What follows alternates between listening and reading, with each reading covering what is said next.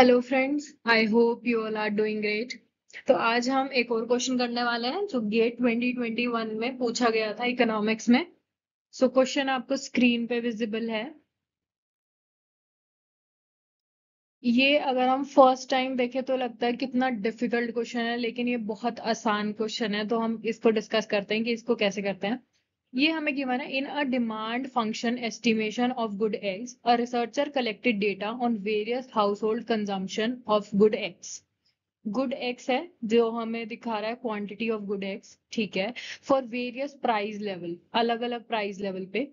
The researcher also collected data on household income जो M से depicted है, household का size S. तो एस्टिमेटेड रिग्रेशन रिजल्ट उन्होंने ये दिखा दिया कि log X is equals to -0.345 और ब्रैकेट में ये वैल्यूज दे दी, ठीक है। Where P X is the price per unit of X, P X क्या है, प्राइस है एक्स का। The value in the parenthesis are the standard error. ये जो ब्रैकेट्स में आपको वैल्यूज दिख रही है ना, ये स्टैंडर्ड एरर है।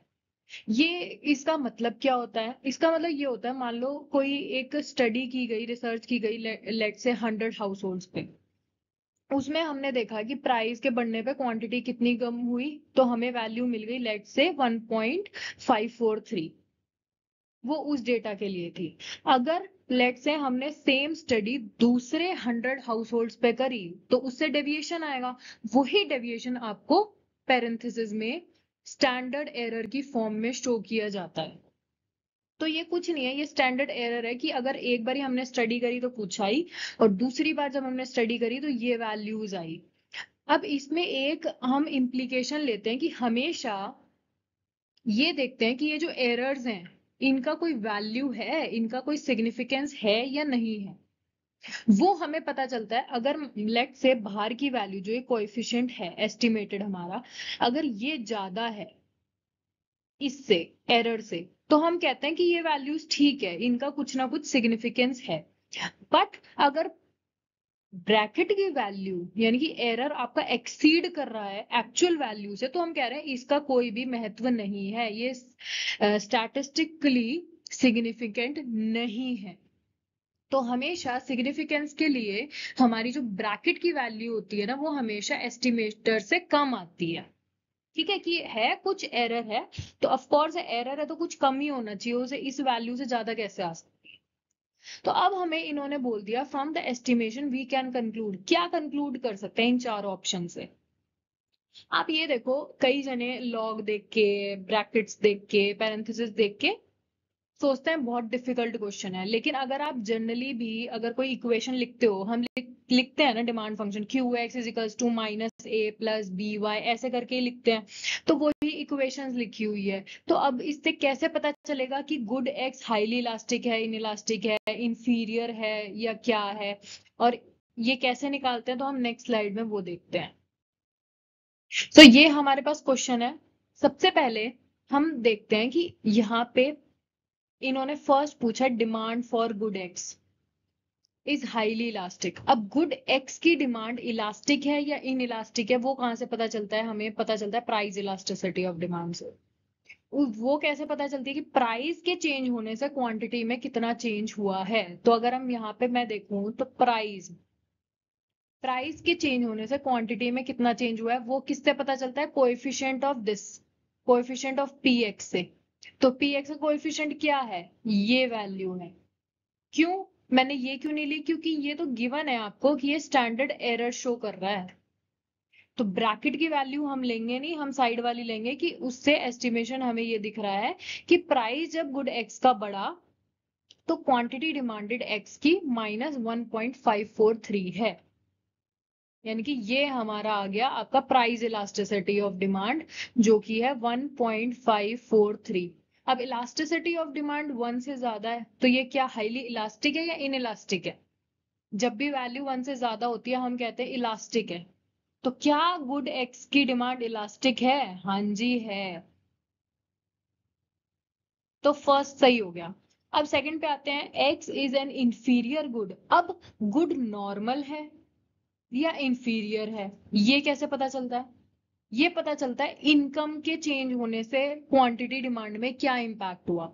अगर हमारी इनकम बढ़ रही है, यहाँ पे एम इनकम दिखा रहा है, अगर हमारी इनकम बढ़ने से हमारी क्यू एक्स की डिमांड बढ़ रही है तो हम कहेंगे गुड नॉर्मल है। लेकिन अगर इनकम बढ़ने से हमारी क्वांटिटी डिमांड कम हो रही है तो हम कहेंगे इंफीरियर है। अब यहाँ पे चेक कर लेते हैं, यहाँ पर एम यानी कि ये इनकम बढ़ने से, लेट से इनकम बढ़ रही है तो क्वांटिटी डिमांडेड पे क्या इंपैक्ट पड़ रहा है, पॉजिटिव या नेगेटिव, वो हम देखेंगे कोएफिशिएंट इसका। वो स्टैंडर्ड एरर नहीं देखेंगे, हमें नहीं देखना है। हम सिर्फ log x का कोएफिशिएंट देखेंगे जो कि है +1.123। प्लस से ही पता चल गया कि ये नॉर्मल गुड है, तो ये इंफीरियर तो होगा नहीं, तो ये गलत हो गया। आई होप समझ आ रहा होगा। आगे चलते हैं कि पहला ऑप्शन ठीक है, दूसरा गलत है। अब थर्ड पे आ जाते हैं हम। अब इन्होंने बोला है the estimated price elasticity of demand is not statistically significant. अब इसमें लोग मतलब कंफ्यूज हो जाते हैं, इसका क्या मतलब है। Estimated price elasticity of value कुछ नहीं है, उसका कोएफिशिएंट है, यानी कि ये वाला। अब ये कह रहे हैं क्या ये वैल्यू सही है या ये गलत है।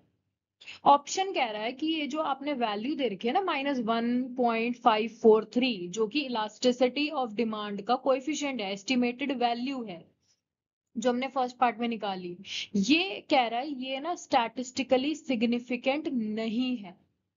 अब वो हम देख के बता सकते हैं कि उन्होंने एरर कितना दिया है। अगर मैं एरर देखूं तो एरर की वैल्यू आपकी वैल्यू से ज्यादा है, तो यानी कि ये तो एरर ही गलत है। तो ये गलत है तो ऑफ कोर्स ये तो सही है। तो यहाँ पर ये जो नॉट है ना, ये गलत है। क्यों? क्योंकि estimated price elasticity of demand, यानी कि estimated price elasticity of demand मतलब कोएफिशिएंट ऑफ हमारा एक्स, प्राइस ऑफ एक्स, वो है -1.543। ये स्टैटिस्टिकली सिग्निफिकेंट है। क्यों?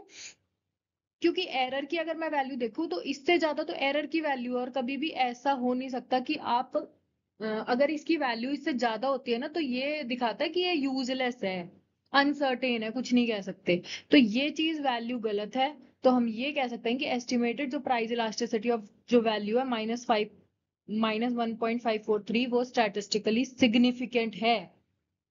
ठीक है, तो ये भी ऑप्शन गलत हो जाता है। फिर लास्ट में आता है the estimated price elasticity of good x is 2.345। ये तो क्वेश्चन में ही गिवन है कि पैरेंथेसिस में जो वैल्यू लिखी है वो स्टैंडर्ड एरर है, ना कि आपकी एस्टिमेटेड वैल्यू है। एस्टिमेटेड वैल्यू वो है जो हम जनरली इक्वेशंस में लिखते हैं। लेट से मैं लिख रही हूँ Q X is equals to A minus BPX। तो ये जो है ना, ये होती है आपकी एस्टिमेटेड वैल्यू, जो हम इलास्टिसिटी ऑफ डिमांड निकालते हैं, इलास्टिसिटी ऑफ सप्लाई निकालते हैं, वो वैल्यू होती है, ना कि स्टैंडर्ड एरर वाली। तो यहाँ पर तो इन्होंने स्टैंडर्ड एरर वाली वैल्यू को इन्होंने बोल दिया क्या ये वाली वैल्यू है। नहीं जी, ये वाली नहीं है, -1.543 है। तो इससे पता चला कि ये तीनों ऑप्शन तो इनकरेक्ट हो गए, और demand for good x is highly elastic है क्योंकि इसकी वैल्यू 1 से ज्यादा है। सो थैंक यू, आज की वीडियो में इतना ही। अगर कोई भी डाउट है please use comment section, and have a great day. Bye bye.